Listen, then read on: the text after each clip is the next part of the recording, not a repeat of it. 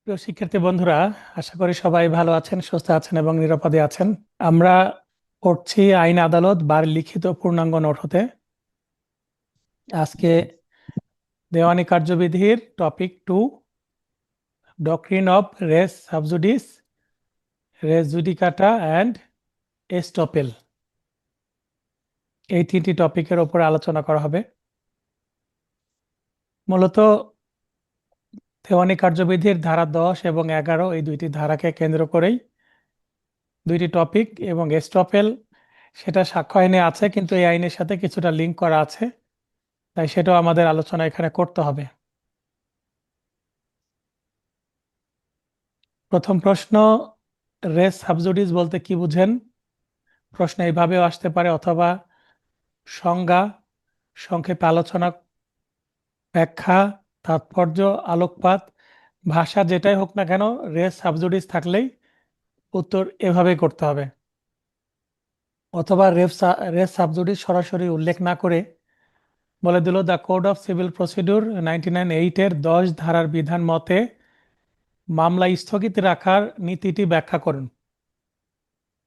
তখন আমাদের রেস সাবজুডিসি আলোচনা করতে হবে। 10 ধারা বা মামলা স্থগিত, এভাবে প্রশ্ন আসতে পারে। রেস সাবজুডিস নীতি বা doctrine of res sub judice. Race sub judice শব্দটি ল্যাটিন ভাষা থেকে এসেছে, যার রেস অর্থ বিষয় এবং সাবজুডিস অর্থ বিচারাধীন। অর্থাৎ রেস সাবজুডিস মানে বিচারাধীন কোনো বিষয়। যখন একই এখতিয়ারভুক্ত দুইটি বা একই আদালতে একই পক্ষদের মধ্যে একই বিষয়বস্তু নিয়ে দুইটি মামলা বিচারাধীন থাকে, তখন সেই বিরোধীয় বিষয়কে রেস সাবজুডিস বলে। অর্থাৎ একই বিষয়বস্তু, একই জমি নিয়ে যদি একটা মামলা চলমান আছে, আবার আরো একটা মামলা করা হয় একই আদালতে বা সময় এখতিয়ার সম্পন্ন অন্য কোনো আদালতে, আগের মামলাটা যদি বিচারাধীন থাকে, পরের মামলাটি স্থগিত হয়ে যাবে। এটা হচ্ছে মূল বক্তব্য। 10 ধারাতে কি বলছে? রেস সাবজুডিস নীতির প্রতিফলন ঘটেছে মূলত 10 ধারায়। এই ধারা অনুযায়ী পূর্বে দায়েরকৃত মামলার পক্ষসমূহ ও বিষয়বস্তু এবং পরবর্তীতে দায়েরকৃত মামলার পক্ষসমূহ ও বিষয়বস্তু একই হলে আদালত পরবর্তী মামলার বিচার করবেন না। সেক্ষেত্রে পরবর্তীতে দায়েরকৃত মামলাটির কার্যক্রম স্থগিত রাখবেন। রেস সাবজুডিস এর ক্ষেত্রে দুইটি মামলার মধ্যে কোনটি দাখিলের দিক দিয়ে, তারিখের দিক দিয়ে আগে, সে বিষয়টি খুবই গুরুত্বপূর্ণ। অর্থাৎ একদিন আগে পরেও যদি মামলা হয়, যেটা আগের তারিখে মামলা হয়েছে সেইটা চলমান থাকবে এবং পরের তারিখের মামলাটা স্থগিত হয়ে যাবে। অর্থাৎ মামলার ফাইলিংয়ের তারিখটা খুবই গুরুত্বপূর্ণ। রেস সাবজুডিস বিষয়ে দেওয়ানি কার্যবিধিতে বিস্তর আলোচনা নেই, তাই আমাদের কেস লয়ের শরণাপন্ন হতে হবে, কেস লয়ের সহযোগিতা নিতে হবে। হীরেন্দ্র বনাম ধীরেন্দ্র, 62C 1115 মামলার সিদ্ধান্ত অনুযায়ী 10 ধারায় দেওয়ানি মামলা দাখিলের তারিখ বলতে আর্জি দাখিলের তারিখ, মামলা গ্রহণের তারিখ নেই। অর্থাৎ মামলা কবে অ্যাডমিট করা হলো সেটা বিষয়বস্তু না, কবে মামলা দাখিল করা হয়েছে ফাইলিংয়ের তারিখটাই গুরুত্বপূর্ণ। মোসাম্মদ আরিফা বেগম বনাম খালেক মোহাম্মদ নাকভি, 21 DLR 209, এই মামলাটা আমাদের বাংলাদেশের মামলা, নতুন মামলা। এই মামলার সিদ্ধান্ত হয় যে 10 ধারার বিধান শুধু পরবর্তী মামলাটি, অর্থাৎ সাবসেকুয়েন্ট শুট, পরবর্তীতে যে মামলাটা হলো সেটাকে বলা হচ্ছে সাবসেকুয়েন্ট শুট, স্থগিত করা যাবে, পূর্ববর্তী মামলা নয়। মানে পরবর্তীটা চলুক, ইওর অনার আগেরটা স্থগিত করে দেন, এই ধরনের অজুহাত নিয়ে আসা যাবে না। আবেদন করলেও আবেদন মঞ্জুর হবে না, অর্থাৎ পরেরটাই স্থগিত হবে। আহমেদ সিল্ক লিমিটেড বনাম বাংলাদেশ শিল্প ব্যাংক, 42 DLR 140, এই মামলার সিদ্ধান্ত মতে মামলার বহুত্ব রোধ করাই রেজ সাবজুডিস নীতির প্রধান উদ্দেশ্য। বহুত্ব মানে একের অধিক মামলা হয়ে যাচ্ছে, এমনিতেই তো মামলার জট, আবার একের অধিক মামলা চালাবে কি করে একই বিষয় নিয়ে। তো আমরা এখানে বেশ কয়েকটা মামলা সিদ্ধান্ত রেখেছি, সবগুলোই দিতে হবে তা না, আপনি অন্তত এখান থেকে 2টা মামলা সিদ্ধান্ত দিবেন যেটা আপনার মনে থাকে। তবে আমি খুবই সংক্ষিপ্তভাবে মামলার কেস লগুলো উপস্থাপন করি আমার নোটে, যেন আপনার বিস্তর বা অনেক আলোচনা করতে না হয়। উপরোক্ত আলোচনার আলোকে বোঝা যায় যে একই বিষয়, বিচার্য বিষয় নিয়ে একই পক্ষদের মধ্যে একই আদালত বা সম এখতিয়ার সম্পন্ন ভিন্ন কোনো আদালত থেকে পরস্পর বিরোধী আদেশ বা ডিক্রি হওয়ার মতো অবস্থা পরিহার করার নীতিকে রেস সাবজুডিস বলে। মনে করেন যে একই বিষয়ে যদি দুইটা মামলা হয়, দুইটাই যদি চলে, তাহলে দুইটার সিদ্ধান্ত দুই রকম আসতে পারে। সাক্ষী দিতে গিয়ে পরেরটাতে একটু ভিন্ন রকম হয়ে গেল, আগেরটা আরেক রকম হলো। তো একই বিষয়ে দুই রকম সিদ্ধান্ত আসলে একটা জটিলতা তৈরি হবে, তাই পরের মামলা চলতে দেওয়া হবে না। সাবজুডিস নীতি প্রয়োগের ক্ষেত্রে কি কি শর্ত পূরণ করা আবশ্যক, শর্ত বা উপাদান কি কি? অথবা প্রশ্নটি আসতে পারে যে সিপিসি এর 10 ধারার বিধান মতে মামলা স্থগিত করতে কি কি শর্ত পালন করতে হবে, শর্ত। অথবা অন্যভাবে আসতে পারে, কোন অবস্থায় দেওয়ানি আদালতে বিচারাধীন কোনো মামলা স্থগিত রাখা যায়, মানে বা একই বিষয়বস্তু মামলা স্থগিত কখন রাখা যাবে, দ্যাট ইজ সাবজুডিস এর শর্ত। তো শর্তসমূহ আমরা দেখে নিই। যখন একই এখতিয়ার, এখানে সাবজুডিসের সংজ্ঞা আবার রিপিট করেছি, তারপরে একই কথার আগে আমরা যেগুলো বললাম ওইটাই কিছুটা রিপিট করা হয়েছে, একটু পড়ে নিলেই হবে। এখন এই যে এখানে 8টি শর্ত দেওয়া আছে, এটাই গুরুত্বপূর্ণ। আর উপরের অংশটুকু একটু সূচনামূলক, আগের প্রশ্নের উত্তর থেকে কিছুটা এখানে দেওয়া আছে।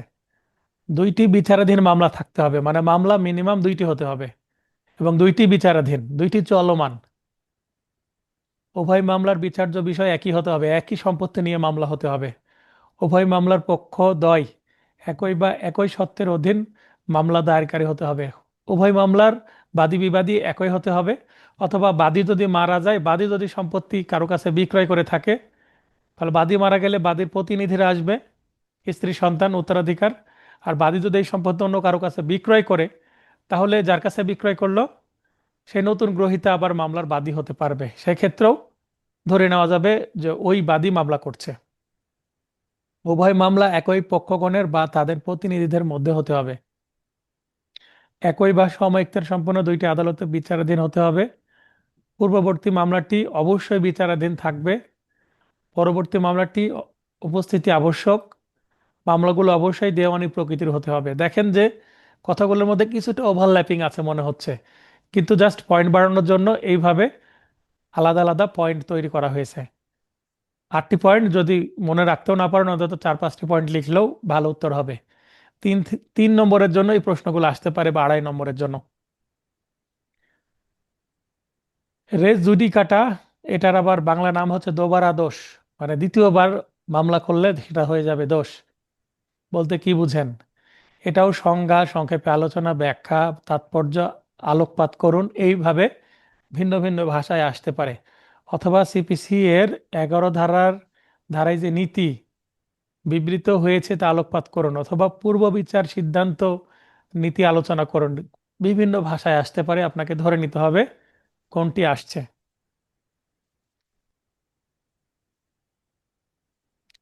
রেস জুডিকাটা শব্দটি ল্যাটিন ভাষা থেকে এসেছে, এর আগেও যেমন ল্যাটিন ভাষা থেকে রেস সাবজুডিস এসেছে, এটাও। রেস অর্থ বিষয়, আর জুডিকাটা অর্থ নিষ্পত্তিকৃত। অর্থাৎ রেস জুডিকাটা হচ্ছে নিষ্পত্তিকৃত কোনো বিষয়। রেস জুডিকাটা নীতি হলো একটি মামলায় কর্তৃত্ব সম্পন্ন আদালতের, মানে এখতিয়ার যার আছে বিচার করার, চূড়ান্ত বিচারিক সিদ্ধান্ত যা পরবর্তীতে একই বিষয়ে উক্ত পক্ষদের মধ্যে দাখিলি মামলার বিচারের বাধাস্বরূপ। অন্য কথায় রেস জুডিকাটার অর্থ হলো দোবারা দোষ, অর্থাৎ যার বিচার একবার হয়ে গেছে তা পুনরায় আপত্তি উত্থাপন করা যাবে না। একবার মামলায় বিচার হয়ে গেলে পরবর্তীতে সেটা নিয়ে রিভিশন, আপিল হতে পারে, কিন্তু নতুন করে আবার মামলা করতে দেওয়ার কোনো সুযোগ নেই। সেক্ষেত্রে রেস জি স্যার। জুডিকাটা নীতি চলে আসবে। কারণ একই বিষয়ে বারবার মামলা হলে মামলার জট তো ছাড়বেই না, লিমিটেশন অ্যাক্টেও কোনো কাজ হবে না।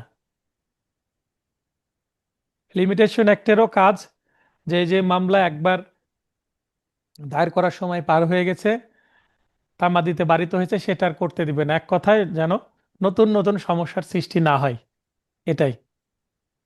সিপিসি এর 11 ধারায় রেস জুডিকাটা নীতির প্রতিফলন ঘটেছে। এই ধারার বিধান মতে দেখেন, দুইটা প্রশ্নের উত্তরের ভাষা কিন্তু সেম রাখার চেষ্টা করেছি, যেন আপনার ভাষাগত জটিলতাই না পড়তে হয়। কোনো আদালত এমন কোনো মামলার বিচার করবেন না যার বিচার্য বিষয় প্রত্যক্ষভাবে এবং কার্যত পূর্ববর্তী কোনো মামলায় একই পক্ষগণ বা তাদের মাধ্যমে সত্যের দাবিদার যে কোনো ব্যক্তির মধ্যে সমইক্তার সম্পূর্ণ আদালতে বিচারে চূড়ান্তভাবে নিষ্পত্তি হয়েছে। মানে একই বিষয়ে একই পক্ষদ্বয়ের মধ্যে চূড়ান্তভাবে যে মামলার নিষ্পত্তি হয়ে গেছে যে বিষয়ে, সেটার বিষয়ে নতুন কোনো মামলা করা যাবে না। পূর্বেও জি মামলাটি স্যার। এমন একটি আদালতে বিচারে নিষ্পত্তি হয়েছে, অর্থাৎ রায় হয়ে গেছে, ডিক্রি হয়ে গেছে, যে আদালত পরবর্তীতে মামলাটিরও বিচার করার এখতিয়ার সম্পন্ন। সুতরাং একই পক্ষগণের মধ্যে দেওয়ানি আদালতে নিষ্পত্তিকৃত বিষয়ের পুনরায় মামলা না করতে পারার নীতিকেই বলা হয় রেজ জুডিকাটা। অর্থাৎ মামলা করলেই দোবারা দোষ নীতি বা রেজ জুডিকাটা নীতি বাধা দিবে। তো রেজ জুডিকাটা নিয়েও বিস্তর যেহেতু 11 ধারায় নেই দেওয়ানি কার্যবিধিতে, আমাদের এখানেও কেস ল দিতে হবে। কাজেম আলী বনাম কুরেম ভয়, ইন্ডিয়ান কেস, মানে ব্রিটিশ আমলের কেস, বুঝতে পারছেন। 36B-214 মামলায় চোদ্দ। বলা হয়েছে, রে জুডিকাটা শুধু একটি মামলার বিচারই বন্ধ করে না, এমনকি ইতোমধ্যে নিষ্পত্তিকৃত একটি বিচার্য বিষয়ের পুন বিচার প্রতিরোধ করে। এখানে পুন বিচার র ডাবল হয়ে গেছে, র একটা কেটে দিবেন। তার মানে যেন পুনরায় বিচার না হয় সেটা প্রতিরোধ করে। মণি বনাম ত্রিলোক, 35 CNW 661 PC মামলায় বলা হয়েছে, সহবাদী এবং সহবিবাদীদের মধ্যেও রে জুডিকাটা নীতি প্রযোজ্য হবে। মনে করেন মামলায় একাধিক বাদী আছে, 5টা বাদী আছে, রহিম, করিম এবং তাদের আরো 3 ভাই।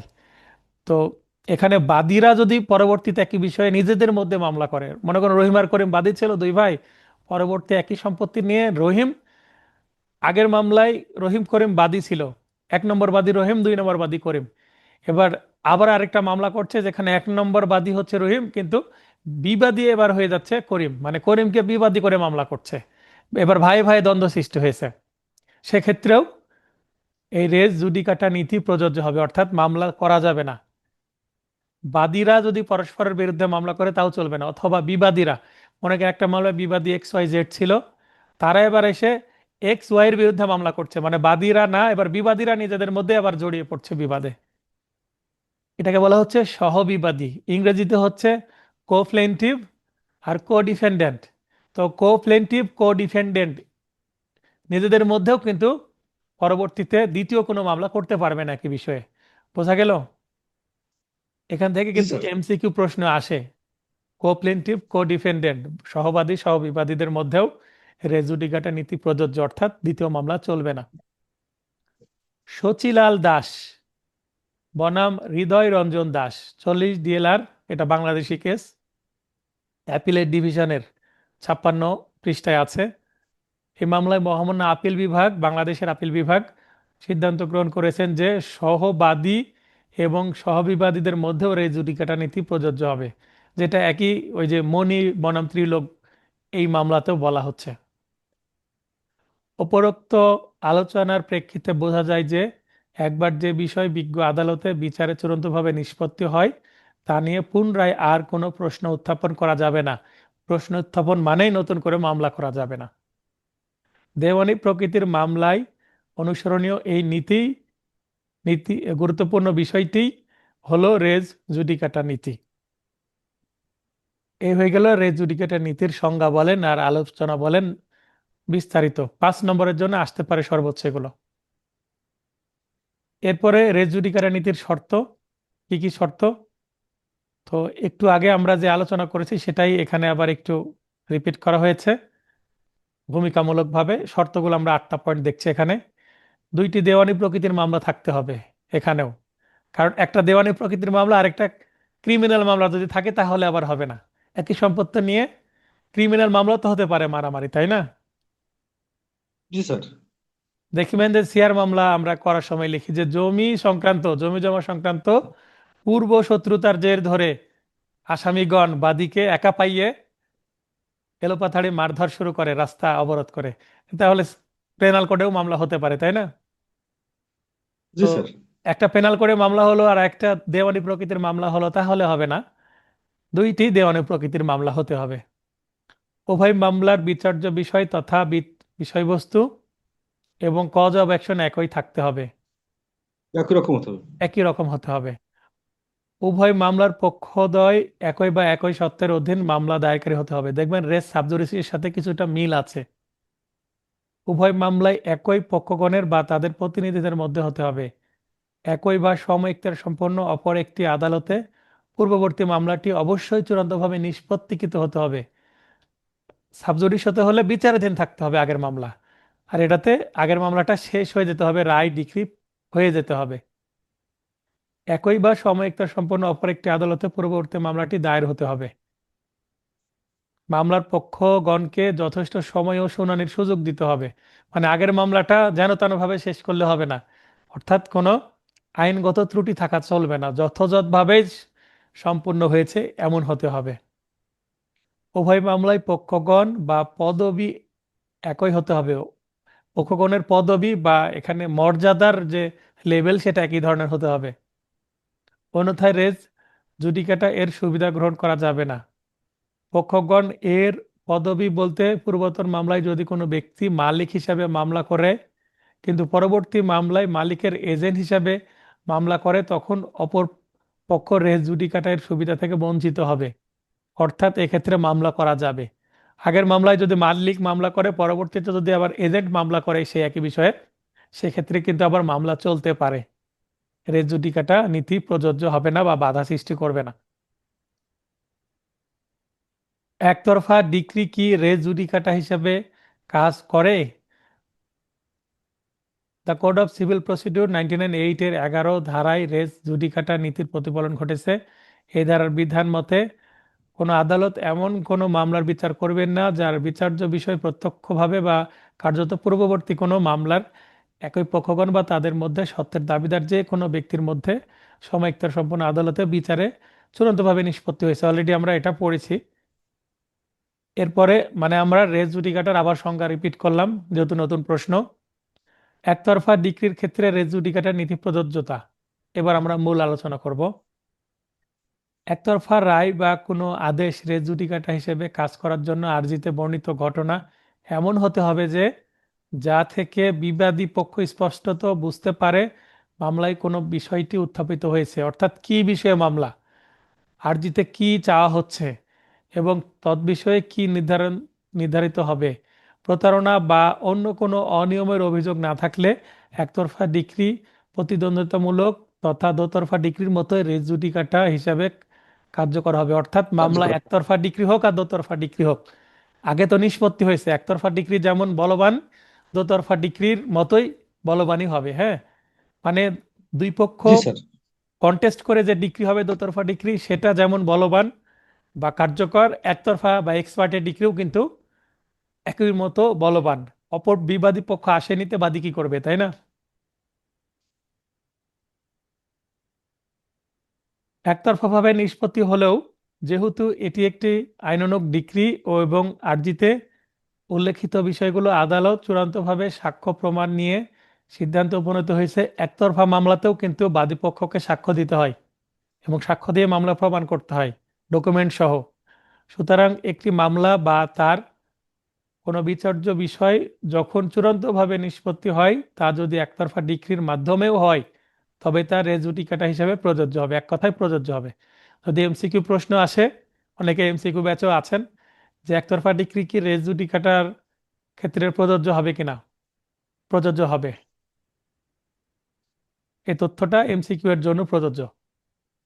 এরপরে রেজ সাবজুডিস এবং রেজ জুডিকাটার মধ্যে পার্থক্য দেখব আমরা। তাহলে আমরা এর আগে দেখলাম 11 ধারায় এবং 12 ধারায় দুইটা নীতি। এরপরে পার্থক্য দুইটার মধ্যে, রেস সাবজুডিসে দুইটি মামলার বিচারাধীন থাকে যার মধ্যে একটি পূর্ববর্তী এবং আরেকটি পরবর্তী দায়েরকৃত, কিন্তু রেস জুডিকাটে একটি মামলার চূড়ান্ত সিদ্ধান্তই শেষ কথা, অর্থাৎ একটি মামলা একটি সিদ্ধান্ত। মানে আগে একটি মামলা হয়ে গেছে, পরে মামলা করলে কিন্তু ওই মামলা সরাসরি খারিজ হয়ে যাবে। রেস জুডিকাটার ক্ষেত্রে পরবর্তী মামলা স্থগিত না, পরবর্তী মামলা নেওয়াই হবে না, গ্রহণ করাই হবে না, সরাসরি খারিজ। রেস সাবজুডিস হলো বিচারাধীন দুই মামলার মধ্যে পরবর্তীতে দায়েরকৃত মামলার বিচার স্থগিত করা। অপরদিকে রেস জুডিকাটা অর্থ হলো বিচারাধীন দুইটি মামলার মধ্যে পরবর্তীতে দায়েরকৃত মামলাটি বিচার বন্ধ করা, তার মানে খারিজ করে দেওয়া। রেস সাবজুডিসের ক্ষেত্রে পূর্ববর্তী এবং পরবর্তী দুইটি মামলা বিচারাধীন থাকে, কিন্তু রেস জুডিকাটার ক্ষেত্রে পূর্ববর্তী মামলাটি বিচারে চূড়ান্তভাবে নিষ্পত্তি হয়েছে অলরেডি। কিন্তু এই দুইটা বিষয় আমরা শর্তের মধ্যে পড়েছি, তাই এটা পার্থক্য করতে এবার সুবিধা হচ্ছে আমাদের, তাই না? রেস সাবজুডিসের ক্ষেত্রে উভয় মামলার বিচার্য বিষয় প্রত্যক্ষভাবে এবং কার্যত একই থাকে, যার একটি নিষ্পত্তি করলে আরেকটি নিষ্পত্তির দরকার হয় না, বা অপরটি নিষ্পত্তি করতে গেলে একই বিষয়ে সাংঘর্ষিক সিদ্ধান্ত আসতে পারে। অপরদিকে রেস জুডিকাটার ক্ষেত্রে পরবর্তী মামলাটি নিষ্পত্তি করাই যাবে না, মানে করার সুযোগই দেওয়া হবে না, কেননা ওই মামলা বা বিচার্য বিষয়ে ইতিমধ্যে একই বা সমইখতিয়ার সম্পন্ন বা সমকর্তৃত্ব সম্পন্ন আদালত থেকে চূড়ান্ত সিদ্ধান্ত এসেছে, মানে রায় ডিক্রি এসেছে, তাই পরেরটা মানে করতেই দেওয়া হবে না বিচার। কোনো কারণে যদি মামলা হয়ে যায়, যেমন এ ধরনের মামলা আমার কাছে আসছিল, পরবর্তীতে আমরা দরখাস্ত দিয়ে রেস জুডিকাটা নীতির প্রয়োগ চেয়েছি, তখন প্রয়োগ করে পরে মামলাটা খারিজ করে দিয়েছে আদালত। কয়েকটি ধাপ পার হয়ে যাওয়ার পরে আমরা বুঝতে পেরেছি, যেহেতু বিবাদী পরে জানতে পেরেছে মামলা, বাদী মামলা করলে অনেক সময় আদালতও বুঝতে পারবে না যে আগে এটা নিয়ে কোনো মামলা ছিল কিনা। পরে বিবাদী এসে যদি আপত্তি করে এবং এই বিষয়ে রেস জুডিকাটা দাবি করে, সেই ক্ষেত্রে যদি আগের কোনো ডিক্রি থাকে, ডিক্রি দেখালেই ওই মামলা শেষ হয়ে যাবে। বুঝতে পেরেছেন? জি স্যার। রেজ সাবজুডিস হলো বিচারাধীন একই বিষয় নিয়ে ভিন্ন ভিন্ন সিদ্ধান্ত আসার মতো জটিলতা পরিহার করা। পক্ষান্তরে রেজ জুডিকাটা হলো নিষ্পত্তিকৃত কোনো বিষয় পরবর্তীতে ভিন্ন সিদ্ধান্তে আসতে না দেওয়া। রেজ সাবজুডিস দুইটি বিচারাধীন মামলার ক্ষেত্রে প্রযোজ্য, অপরদিকে রেজ জুডিকাটা নিষ্পত্তিকৃত বিষয়ের ক্ষেত্রে প্রযোজ্য। মানে একই বিষয়ে একটু ওভারল্যাপিং আছে, সামান্য পার্থক্য করে পয়েন্ট বৃদ্ধি করা হয়েছে। মূল পার্থক্য হয়তো বা দুইটা বা তিনটা। ক্ষেত্র বিশেষে রেস সাবজুডিস নীতির প্রয়োগকালে বিজ্ঞ আদালত একই বিষয়ে বিচারাধীন মামলা দুইটি একত্রীকরণ করার পর একত্রে শুনানির আদেশ দিতে পারেন। অনেক সময় কিন্তু রেস সাবজুডিসে পরে মামলা স্থগিত না করে একত্রে বিচার করার জন্য আবেদন করলে দুইটা মামলা একসাথে বিচার চলতে পারে, এবং দুইটা মামলা একসাথে বিচার চলে একটা রায় এবং একটা ডিক্রি দেওয়া হবে দুইটা মামলার, এরকমও হয়। কিন্তু রেস জুডিকাটার ক্ষেত্রে এমন করার কোনো সুযোগ নেই, অর্থাৎ দুইটা মামলা একত্রে চলার কোনো সুযোগ নেই। পরের মামলা খারিজ হয়ে যাবে, সরাসরি খারিজ, চলতে দেওয়ার সুযোগ নেই। উপরোক্ত আলোচনার প্রেক্ষিতে বলা যায় যে রেস সাবজুডিস এবং রেস জুডিকাটা নীতি দুইটির মধ্যে উদ্দেশ্যগত মিল থাকলেও প্রয়োগ ক্ষেত্র বিবেচনায় বেশ কিছু পার্থক্য রয়েছে। মানে দুইটার উদ্দেশ্যই হচ্ছে একাধিক মামলা যেন না হয়, মামলার বহুত্ব কমানো, কিন্তু তারপরেও প্রয়োগগত কিছু পার্থক্য আছে। পার্থক্য। দোবারা দোষ বা রেস জুডিকাটা ও চূড়ান্ত স্বীকৃতি প্রতিবন্ধ বা স্বকার্যজনিত বাধা, যেটাকে বলা স্টপেল। তাহলে রেস জুডিকাটা এবং স্টপেলের মধ্যে পার্থক্য এবার আমরা দেখব। কিছু কিছু ক্ষেত্রে রেস জুডিকাটা ও চূড়ান্ত স্বীকৃতি নীতিদ্বয়ের মধ্যে বেশ সাদৃশ্য লক্ষ্য করা যায়, বা লক্ষ্য করা গেলেও সাদৃশ্য মানে মিল। বস্তুত অনেক ক্ষেত্রেই দুইটি বিষয় স্পষ্টত ভিন্ন বলে প্রতীয়মান হয়, দুইটা আলাদা নীতি। রেস জুডিকাটা নীতিটি মূলত চূড়ান্ত স্বীকৃতি আইনের শাখা হিসেবে পরিগণিত হয়। নিম্নের রেস জুডিকাটা এবং চূড়ান্ত স্বীকৃতি নীতিদ্বয়ের মধ্যে বৈসাদৃশ্য তথা পার্থক্য সমূহ আলোকপাত করা হলো বা আলোচনা করা হলো। প্রবর্তন। রেস জুডিকাটা নীতি বিজ্ঞ আদালতের আদেশের মাধ্যমে প্রবর্তিত ও প্রতিষ্ঠিত একটি গুরুত্বপূর্ণ নীতি। তার মানে এইটা আদেশের মাধ্যমে আস্তে আস্তে এটা কেস ল থেকে আইনে পরিণত হয়ে এটা সিপিসির 11 ধারায় প্রবেশ করেছে। অপরদিকে চূড়ান্ত স্বীকৃতি নীতিটি পক্ষগণের কার্য বা কার্য বিরতির মাধ্যমে সৃষ্টি একটা বিষয়। আইন ও ধারা, রেস জুডিকাটা নীতিটি সিপিসি এর 11 ধারায় প্রতিফলিত হয়েছে, আমরা একটু আগে জেনেছি। অন্যদিকে চূড়ান্ত জি স্বীকৃতি স্যার। নীতিটি মূলত দ্য এভিডেন্স অ্যাক্ট 1872 এর 31, 115, 16, একশো 17, পনেরো, 117। হ্যাঁ, এই টোটাল 4টি ধারার মধ্যে আমরা দেখতে পাই বিশেষভাবে আলোচিত হয়েছে। তার মানে এটা আইনগত স্বীকৃতি আমরা কোথায় দেওয়া হয়েছে কোনটার, সেটা দেখিয়ে দিলাম। প্রয়োগ ক্ষেত্র, একই পক্ষগণের মধ্যে দেওয়ানি আদালতে নিষ্পত্তিকৃত বিষয়ের পুনরায় মামলা দায়ের বাধাই হলো রেস জুডিকাটা। অলরেডি আমরা এটা খুব ভালোভাবে জেনেছি। পক্ষান্তরে কোনো ব্যক্তি কর্তৃক পূর্বে স্বীকৃত কোনো বিষয়ে পরবর্তীতে অস্বীকারে বাধা প্রদান করাই হলো চূড়ান্ত স্বীকৃতি বা প্রতিবন্ধ বা সকর্যজনিত বাধা। মনে করেন আমি বললাম যে আমার একটা জমি আছে, কে নিবেন, এভাবে ঘোষণা দিয়ে দিলাম বা একটা সাইনবোর্ড দিয়ে দিলাম যে এই জমি বিক্রয় করা হইবে, সম্পত্তির পরিমাণ 2 কাঠা, মোবাইল নম্বর দিয়ে দিলাম আমার। এখন এটার জন্য অনেকে যোগাযোগ করলো, যোগাযোগ করে কিনতে চাইলো, আমার কাছ থেকে জমি কিনলো। এখন জমি নিতে যে দেখছে যে এই জমি আমার না আমার বাবার, আমার বাবা এখনো বেঁচে আছে। কারণ বাবা বেঁচে থাকা অবস্থায় তো বাবার জমি সন্তান বিক্রি করতে পারে না, পারে কি?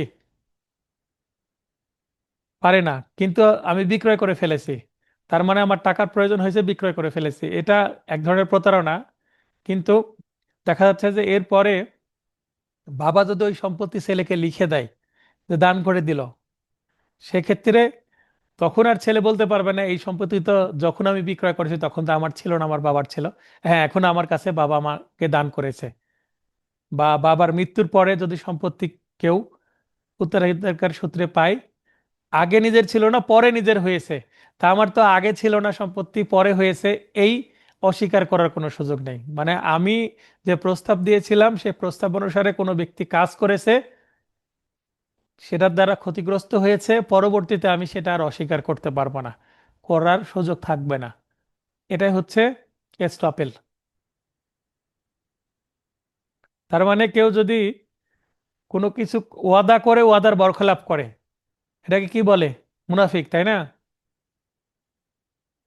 তো এই এস্টপেল নীতিটা মুনাফিকই করতে বাধা সৃষ্টি করে। জননীতি, দেওয়ানি মামলার বহুত্ব নিবারণ করার মাধ্যমে জনকল্যাণমূলক ভূমিকা পালন করাই রেস জুডিকাটা নীতিকে জননীতির আখ্যা দিয়েছে। এটি একটি জননীতি বা ইউনিভার্সাল একটা জনকল্যাণমূলক নীতি বা ডক্ট্রিন। অপরপক্ষে চূড়ান্ত স্বীকৃতির ন্যায়পরায়ণতা নীতির উপর প্রতিষ্ঠিত, অর্থাৎ এটা ইকুইটির উপরে প্রতিষ্ঠিত। চূড়ান্ত প্রমাণ, দ্য এভিডেন্স অ্যাক্টের 31 ধারার মতে চূড়ান্ত স্বীকৃতিকে চূড়ান্ত প্রমাণ বা এক্সক্লুসিভ প্রুফ হিসাবে গণ্য করা হয় না। এখন কেউ যদি কোনো কিছু স্বীকার করেই থাকে, সেটা কোনো মামলার যে আবার সাক্ষ্য প্রমাণ দিয়ে প্রমাণ করতে হবে, সেটাকে চূড়ান্ত প্রমাণ বা কনক্লুসিভ প্রুফ হিসাবে ধরা যাবে না। আমরা সাক্ষ্য আইন যখন পড়বো তখন কনক্লুসিভ প্রুফ কি জিনিস বুঝতে পারবো। কিন্তু কোনো মামলায় প্রদত্ত রায় ও ডিক্রির চূড়ান্ত প্রমাণ বা কনক্লুসিভ প্রুফ বলে রেস জুডিকাটা নীতিকেও চূড়ান্ত প্রমাণ বা কনক্লুসিভ প্রুফ হিসেবে গণ্য করা হয়। অর্থাৎ একটা মামলায় রায় ডিক্রি হয়ে গেছে, সেই রায় ডিক্রি ওই মামলার বিষয়ে চূড়ান্ত প্রমাণ হিসেবে ধরে নিতে হবে, মানে কনক্লুসিভ প্রুফ। কিন্তু চূড়ান্ত এস্টপেলটা কনক্লুসিভ প্রুফ না, কিন্তু রেস জুডিকাটা কনক্লুসিভ প্রুফ হিসেবে গণ্য। তদন্ত বা ইনভেস্টিগেশন, রেস জুডিকাটার ক্ষেত্রে তদন্তের প্রয়োজনীয়তা নেই, কারণ মামলা রায় ও ডিক্রি এটা অথেন্টিক, কারণ সার্টিফাইড কপিতে সিল স্বাক্ষর সবই থাকে। কিন্তু স্বীকৃতি প্রমাণের জন্য তদন্তের প্রয়োজনীয়তা দেখা দিতে পারে। একটা ব্যক্তি, যেমন একটু আগে আমার উদাহরণ দিলাম, আমার সম্পত্তি বিক্রয়ের নোটিশ দিয়েছিলাম, সাইনবোর্ড দিয়েছিলাম, এখন দিয়েছিলাম কিনা সেই অনুসারে এক ব্যক্তি সম্পত্তি কিনে ক্ষতিগ্রস্ত হয়েছে কিনা এটা তদন্তের বিষয়। আমার বিরুদ্ধে কেউ মিথ্যাও দাবি করতে পারে, বা আমি যেভাবে প্রচার চালিয়েছি সেভাবে নাও হতে পারে। অর্থাৎ তদন্তে সেটা প্রকৃত সত্য বের হয়ে আসতে পারে। কার্যকারিতা, রেস জুডিকাটা কেবলমাত্র আদালতের এখতিয়ার উচ্ছেদ করে, মানে দ্বিতীয় কোনো মামলা করতে পারবে না, মামলা করলে আদালত বিচার করতে পারবে না, এটাকে বলা হচ্ছে যে এখতিয়ার বা ক্ষমতা উচ্ছেদ করে। অন্যদিকে চূড়ান্ত স্বীকৃতি কেবলমাত্র কোনো ব্যক্তির মুখ বন্ধ করে দেয়, মানে প্রথমে যেটা বলেছি পরে আর সেটা অস্বীকার করার কোনো সুযোগ নাই, একেবারে মুখ বন্ধ। গুরুত্ব চূড়ান্ত স্বীকৃতির বা স্টপেল এর তুলনায় রেস জুডিকাটা নীতির গুরুত্ব অপেক্ষাকৃত বেশি, কারণ রেস জুডিকাটার আইনগত ভিত্তি গুরুত্বপূর্ণ, স্ট্রং, আর এস্টপেলের আইনগত স্বীকৃতি গুরুত্বপূর্ণ না। 31 ধারায় আমরা দেখলাম এটা কনক্লুসিভ প্রুফ না। যেহেতু রেস জুডিকাটা কনক্লুসিভ প্রুফ, তাই এটার গুরুত্ব বেশি। এবার দেখব প্রবলেমেটিক প্রশ্ন। ক খ এর বিরুদ্ধে ঘোষণামূলক মোকদ্দমা দায়ের পূর্বক দাবি করে যে সে গ এর নিকট হতে ওয়ারিশ সূত্রে সম্পত্তি পাবার অধিকারী। উক্ত মোকদ্দমা খারিজ হয়ে যায়। ক কি বিরুদ্ধ দখল জনিত কারণে উক্ত সম্পত্তি দাবি করে নতুন আরেকটি মামলা দায়ের করতে পারবে? যুক্তি সহ ব্যাখ্যা কর। মানে প্রথমে ঘোষণামূলক মামলা করলো, হেরে গেল, পরে একই সম্পত্তি নিয়ে দখল ফিরে পাওয়ার জন্য কোনো মামলা করতে পারবে কিনা? পারবে না, কারণ একই সম্পত্তি নিয়ে যেহেতু সিভিল মামলা একটা হয়েছিল এবং পরবর্তী যে মামলাটা করছে সেটাও তো সিভিল মামলা, তাই রেজ জুডিকাটা নীতি বাধাও সৃষ্টি করবে। ঘটনা বিচার্য বিষয় আমরা প্রশ্ন থেকে নিব। প্রাসঙ্গিক আইন 11 ধারার চতুর্থ ব্যাখ্যায় যেটা আছে যে পূর্ববর্তী মোকদ্দমায় যে বিষয় আত্মপক্ষ সমর্থন বা বিপক্ষের যুক্তি খণ্ডনের জন্য ব্যবহৃত হতে পারত বা হওয়া উচিত ছিল, তা উক্ত মোকদ্দমার প্রত্যক্ষ ও মুখ্য বিচার্য বিষয় ছিল বলে ধরে নিতে হবে।